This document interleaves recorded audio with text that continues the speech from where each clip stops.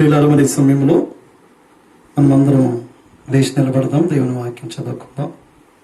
ఈ సమయంలో మనమందరం లేచి నిలబడి దేవుని వాక్యం చదువుకుందాం. ప్రియులారా, నిశ్చయముగా దేవాతి దేవుడు, రాజులకి రాజు, ప్రభువులకి ప్రభు, ప్రభు అయిన యేసుక్రీస్తు ఆయన మన మధ్యలో మనతో దేవుడు.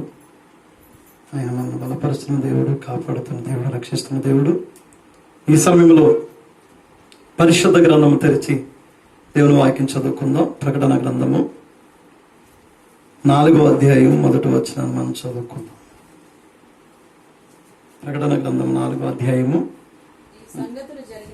ఈ సంగతులు జరిగిన తర్వాత నేను చూడగా అదిగో పరలోకమందు ఒక తలుపు తెరవబడి ఉండెను. మరియు నేను మొదట వినిన స్వరము బోరధ్వని వలె నాతో మాట్లాడగా వింటిని. ఆ మాట్లాడిన వాడు, ఇక్కడికి ఎక్కి రమ్ము, ఇక మీదట జరగవలసిన వాటిని నీకు కనపరచదనను. వెంటనే నేను ఆత్మవశుడనైతిని. అదిగో పరలోకమందు ఒక సింహాసనం వేయబడి ఉండెను. సింహాసనమునందు ఒకడు ఆసీనుడై ఉండెను. ఆసీనుడైన వాడు దృష్టికి సూర్యకాంత పద్మరాగములను పోలినవాడు, మరకతమోలే ప్రకాశించు ఇంద్రధనస్సు సింహాసనమును ఆవరించి ఉండెను. సింహాసనము చుట్టూ 24 సింహాసనములు ఉండెను. సింహాసనముల యందు 24 పెద్దలు తెల్లని వస్త్రములు ధరించుకుని తమ తలల మీద సువర్ణ కిరీటములు పెట్టుకున్న వారే కూర్చుంటే. దేవునికి స్తోత్రం. ప్రార్థన చేసుకుందామండి ఈ సమయంలో. స్తోత్రములు తండ్రి, స్తోత్రాలు ప్రభువా. దయామయుడము, కృపామయుడము, కనికరము కలిగిన దేవుడు ప్రభువా. రాజులకి రాజువి, ప్రభులకి ప్రభుడము, ప్రభు అయిన యేసుక్రీస్తు నిన్న నేడు నిరంతరము ఒకే రీతికున్న దేవుడు తండ్రి. ఆదియు నీవే, అంతము నీవే, ఆల్ఫయు నీవే, ఒమేగయు నీవే, మొదటివాడు నీవే, కడపడివాడవు నీవై ఉన్నావు. ఇదిగో ఈ సమయంలో నీ సన్నిధిలో మేము ఉండడానికి సహాయం చేస్తావు ప్రభువా. ఇదిగో చదవబడినటువంటి ఈ వాక్యముల నుండి నాతో మాతో అందరితో స్పష్టంగా, స్వయంగా, సూటిగా, తేటగా ప్రభువా మీరే మాట్లాడమని ప్రార్థిస్తున్నాను. నీ వాక్యం మాకు కావాలి ప్రభువా. నీ వాక్యము మమ్మల్ని బ్రతికిస్తుంది. నీ వాక్యమే మాకు నెమ్మదినిచ్చేది. నీ వాక్యమే మా పాదములకు దీపము, అది మా త్రావుకు వెలుగైంది ప్రభువా. నిత్యమైన నీ వెలుగు ప్రభువా మా అందరికీ చూపించండి. అద్భుతమైనటువంటి అభిషేకంతో మమ్మల్ని నింపమని ప్రార్థిస్తా ఉన్నాను ప్రభువా. గొప్ప కార్యాన్ని జరిగించండి, గొప్ప వెలుగు చూపించండి, సహాయం చేయమని ప్రభు అయిన యేసుక్రీస్తు నామమున వేడుకుంటున్నాము. ఆమేన్. కూర్చున్నాం. ప్రియులారా, ఇక్కడ చదవబడినటువంటి వాక్యమును బట్టి కొన్ని మాటలు మీ ముందుంచాలని నేను ఆశపడతా ఉన్నాను. నిశ్చయముగా ఈ యొక్క ప్రకటన గ్రంథము గురించి మొన్నటి ఆదివారము మనము విన్నాము. 4వ అధ్యాయములు, ప్రకటన గ్రంథము 4వ అధ్యాయం నుంచి కొన్ని మాటలను, 4వ అధ్యాయం నుంచి మనం కొన్ని విషయాలు నేర్చుకుంటా ఉన్నాము. గనక ఈ యొక్క ప్రకటన గ్రంథం అనేది మనం చూస్తున్నప్పుడు ఇది యోహాను మరి రాసినటువంటి గ్రంథముగా కనబడతా ఉంది. మరి యోహాను మరి చెరలోనికి మరి వెళ్ళినప్పుడు మరి యోహాను ఆ పద్మాసు దీవులో ఉన్నప్పుడు, ఆ పద్మాసు దీవు అనేది మరి సముద్రమునకు ఆసియాఖండంలో సముద్రమునకు మరి 30 మైళ్ళ దూరము, సముద్రములో 30 మైళ్ళ దూరం ప్రయాణం చేసిన తర్వాత అక్కడ ఆ పద్మాసు దీవు అనేది ఉంది. మరి అది ఆ పద్మాసు దీవు గురించి మనం ఆలోచన చేస్తే అది ఎటు చూసినా అది 15 మైళ్ళు, ఎటు చూసినా 15 మైళ్ళు మరి ఆ దీవి. మరి ఆ 15 మైళ్ళు దీవి ఎటు చూసినా మరి అలాంటి ఆ పద్మాసు దీవును చూసినప్పుడు ఆ పద్మాసు దీవులో మరి రోమియులు, అప్పుడున్నటువంటి రోమియులు ఎవరికైనా శిక్ష పడినప్పుడు మరి వాళ్ళు ఏం చేసేవారంటే మరి ఆ శిక్ష నిమిత్తము మరి ఆ పద్మాసు దీవులోనికి వాళ్ళని పంపించేస్తూ ఉండేవారు. తీసుకెళ్లి ఆ పద్మాసు దీవులు వేసేస్తూ ఉండేవారు. అలాంటి సమయంలో యోహాను కూడా మరి ఆ పద్మాస్ దీవులోనికి వెళ్ళాడు. చూడండి, యాహాను ఎందుకు మరి యాహాను శిక్షించబడతా ఉన్నాడు ఆ పద్మాస్ దీవులో అంటే, ప్రియులారా, యాహాను దొంగతనం చేసి కాదు, వ్యభిచారం చేసి కాదు, అబద్ధమాడి కాదు, యాహాను తప్పు చేసి కాదు. మరి యాహాను ఎందుచేత శిక్షించబడతా ఉన్నాడు అనే దానికోసం ఆలోచన చేస్తే, అతడు దేవుని వాక్యం కొరకు నిలబడ్డాడు గనక మరి ఆ కాలంలో మరి దేవుని వాక్యమును మానకుండా ప్రకటిస్తున్నటువంటి వారికి శిక్షను మరి విధించేవారు. కనుక అలాంటి పరిస్థితుల్లో మరి వాక్యము నిమిత్తము అతడు ఆ పద్మాసు దీవులోనికి కొనుకోబడ్డాడు. చూడండి, ఆ పద్మాసు దీవులోనికి తీసుకెళ్లి మరి ఆ పద్మాసు దీవులో వేయబడ్డాడు. గనక అక్కడ యాహాను ఏం చేస్తా ఉన్నాడంటే, మరి యాహాను అక్కడ ఆ పద్మాసు దీవులోనికి వెళ్ళి అక్కడ ఇంచుమించు అనుకుంటాను 3 సంవత్సరాలు అనుకుంటాను. మరి 3 సంవత్సరాలు ఆ పద్మాసు దీవులో యాహాను ప్రకటన గ్రంథమును రాశాడు అనుకుంటాను. 3 సంవత్సరాలు పట్టవచ్చు రాయడానికి అనుకుంటాను. కానీ చూడండి సంగమా, దేవుని యొక్క ప్రజలారా, దేవుని పిల్లలారా, ఆ పద్మాసు దీవులో యాహాను ఏం చేస్తున్నాడంటే మరి దర్శనాన్ని చూస్తా ఉన్నాడు. ప్రకటన గ్రంథాన్ని, దర్శనాన్ని చూస్తా ఉన్నాడు. గనక చూడండి, ఈ ప్రకటన గ్రంథముల దర్శనాన్ని చూస్తా ఉన్నాడు. మరి ఈ యొక్క ప్రకటన గ్రంథము గురించి యాహాను దర్శనాన్ని చూసి దీన్ని రాస్తా ఉన్నాడు. గనక సంగమా, దేవుని యొక్క ప్రజలారా, దేవుని పిల్లలారా, మరి ఇక్కడ మనం చూస్తున్నప్పుడు ఈ సంగతులు జరిగిన తర్వాత అని మనము చూస్తా ఉన్నాం. ఏమిటి అంటే, ఈ సంగతులు జరిగిన తర్వాత. ఏ సంగతులు అనే దానికోసము మనం ఆలోచన చేస్తే, మరి అంతకు ముందు భూమి మీద జరిగినటువంటి సంగతులు అయి ఉన్నాయి. హల్లెలూయా. చూడండి, ఈ భూమి మీద మరి యేసుక్రీస్తు యొక్క కాలము నుండి ఇప్పటి వరకు 2000 సంవత్సరాలుగా విభజింపబడింది. 2000 సంవత్సరాలుగా విభజింపబడింది. ఈ 2000 సంవత్సరాలు మరి 7 సంఘ కాలాలుగా విభజింపబడింది. చూడండి, ఆ 7 సంఘ కాలాల గురించి మరి యాహాను దర్శనంలో చూశాడు, మరి రాశాడు. ఆ ప్రకటన గ్రంథములో 2వ అధ్యాయం నుంచి 4వ అధ్యాయం వరకు అక్కడ 7 సంఘ కాలాలను మరి యాహాను రాసుకుంటూ వచ్చాడు. దేవునికి స్తోత్రం. గనక సంగమా, దేవుని యొక్క ప్రజలారా, మరి మొన్న ఆదివారం మీకు చెప్పాను, ఆ 7 సంఘ కాలముల్లో మరి మొదటి సంఘ కాలమునకు దూత ఎవరంటే పౌలు గారు, 2వ సంఘ కాలమునకు దూత ఎవరంటే ఐరెనస్, 3వ సంఘ కాలమునకు దూత ఎవరంటే కొలంబా, 3వ సంఘ కాలమునకు దూత మార్టిన్ గారు, 4వ సంఘ కాలమునకు దూత ఎవరంటే కొలంబా, 5వ సంఘ కాలమునకు దూత ఎవరంటే మార్టిన్ లోదర్, 6వ సంఘ కాలమునకు దూత ఎవరంటే మరి వెస్లీ అయి ఉన్నాడు. మరి 7వ సంఘ కాలమునకు ఈ కాలం. సో ఈ యొక్క సంఘ కాలంలో మనం చూసాం. ఈ కాలంలో కూడా ఒక దూత ఉన్నాడు. ఆ దూత ఎవరో కాదు, విలియం మేరియన్ బ్రహ్మాం అయి ఉన్నాడు. దేవునికి స్తోత్రం. కనుక ఈ 7 సంఘ కాలంలో మరి 7 దూతలకు మరి 7 కాలంలో 7 దూతల ద్వారా దేవుడు చూడండి తన ప్రజలను కాపాడుకుంటా ఉన్నాడు, తన ప్రజలను రక్షిస్తా ఉన్నాడు. చూడండి, ప్రజలు సత్యము నుండి అసలు దేవుడు ఆ దూతను ఎందుకు ఎన్నుకోవాలంటే, దూత ద్వారా దేవుడు వర్తమానము ప్రతి కాలమునకు దేవుడు ఎందుకు పంపించాడంటే, ప్రియులారా చూడండి, ప్రజలు దేవుని వాక్యములో నుండి, సత్యములో నుండి ప్రజలు మరి తొలగిపోతున్నటువంటి పరిస్థితుల్లో మరి దేవుడు ఒక దూతను పంపించి ఆ దూత ద్వారా ఆ కాలమునకు మరి ప్రజలను ఆ కాలమునటువంటి వాక్యంలోనికి ప్రజలను నడిపించడానికి దేవుడు ఒక్కొక్క కాలంలో ఒక్కొక్క దూతను ఏర్పాటు చేసుకున్నాడు. దేవునికి స్తోత్రం. గనక ఇప్పుడు 7 సంఘ కాలాల్లో ఈ విధంగా జరిగింది. ఇప్పుడు మనము 7వ సంఘ కాలము మరి పూర్తవుతున్నటువంటి పరిస్థితి. ఈ 7వ సంఘ కాలంలో ఇప్పుడు ఏం జరుగుతుంది, 7 సంఘ కాలంలో జరిగిన తర్వాత అని ఇక్కడ రాయబడి ఉంది.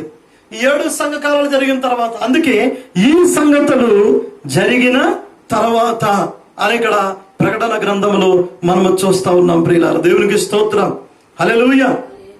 గనక మనం ఇక్కడ చూసినప్పుడు ఈ సంగతులు జరిగిన తర్వాత యోహాను అంటున్నాడు, ఈ సంగతులు జరిగిన తర్వాత నేను చూడగా, హల్లెలూయా.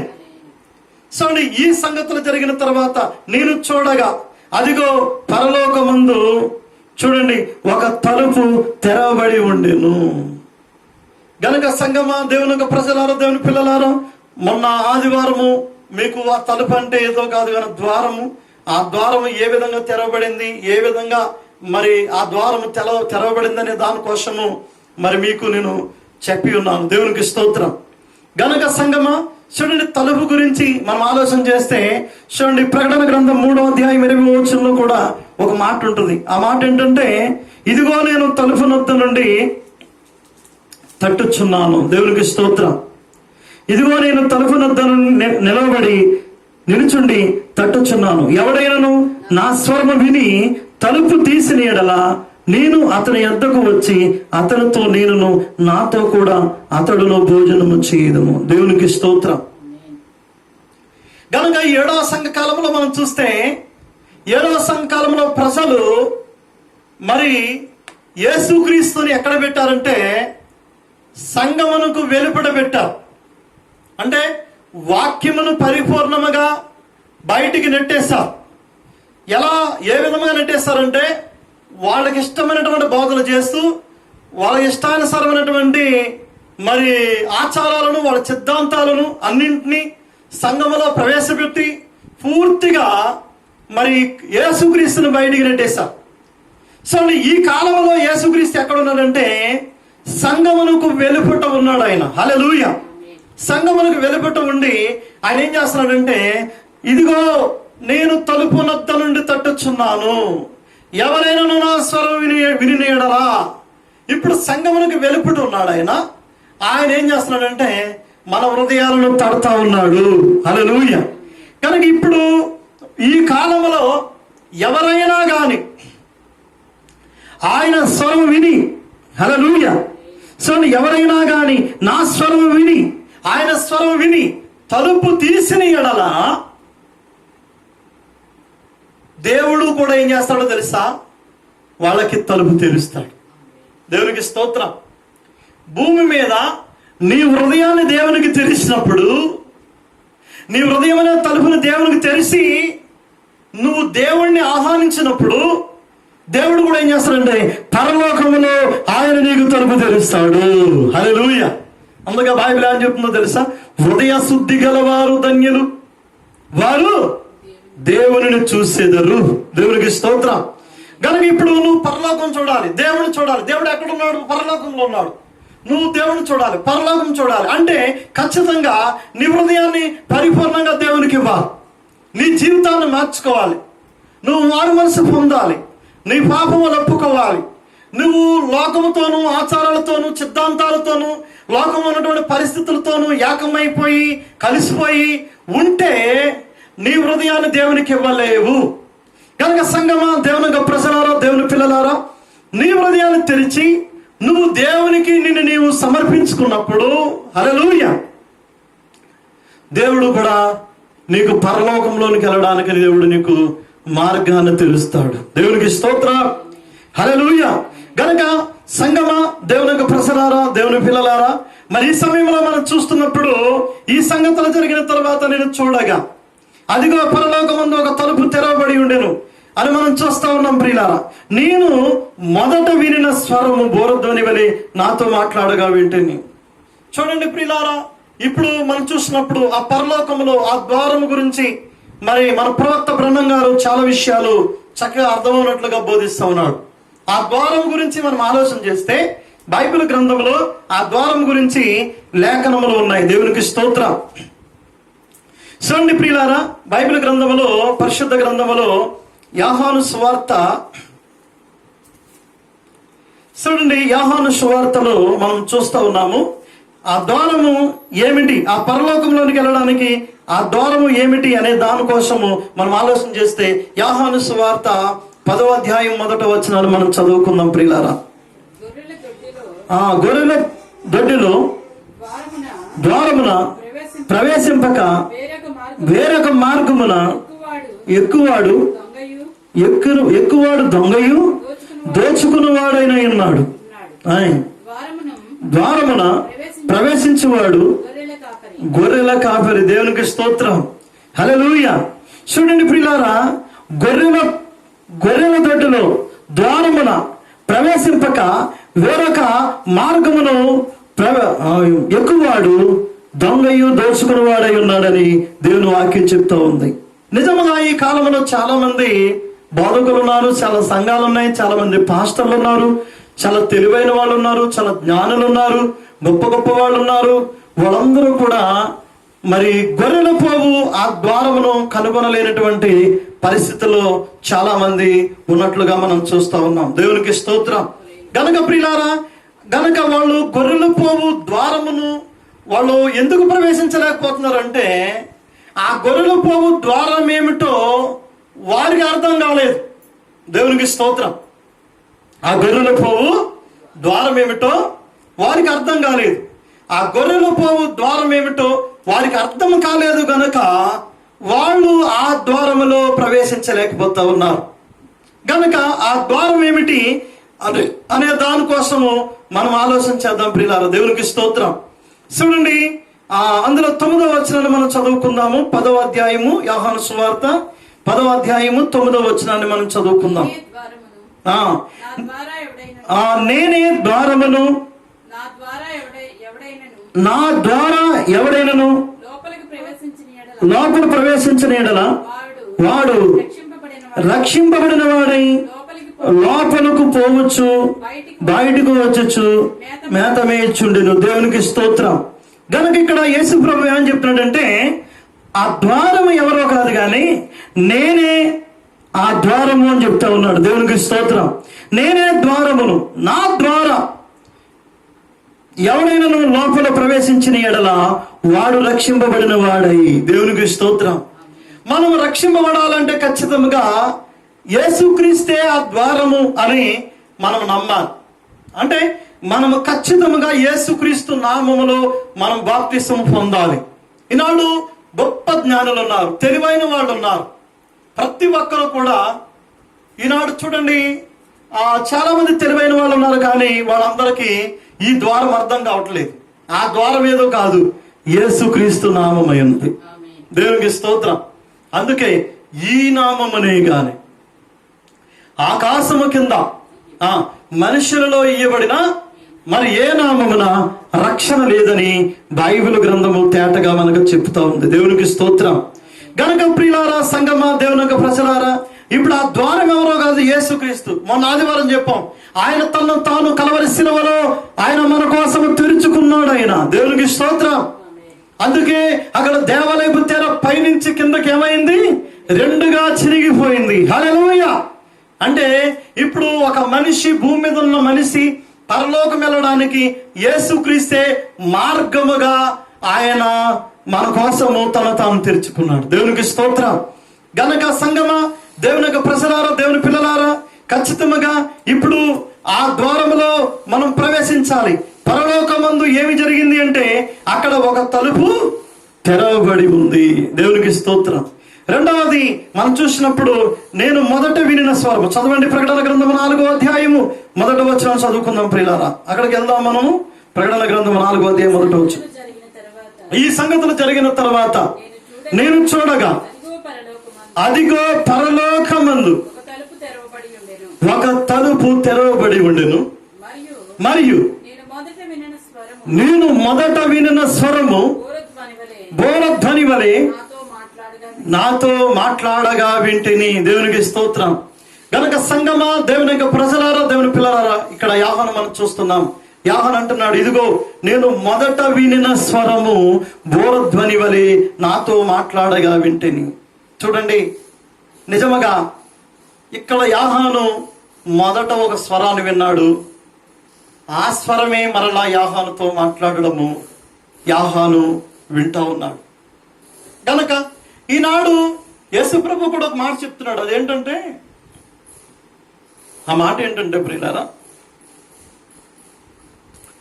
నా గొర్రెలు నా స్వరము వినెను అన్నాడు.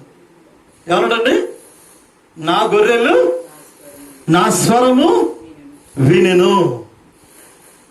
ఈనాడు ప్రపంచంలో చాలా మంది ప్రజలు ఉన్నారు, చాలా మంది మనుషులు ఉన్నారు. వాళ్ళందరూ దేవుని దగ్గరికి రావట్లేదు.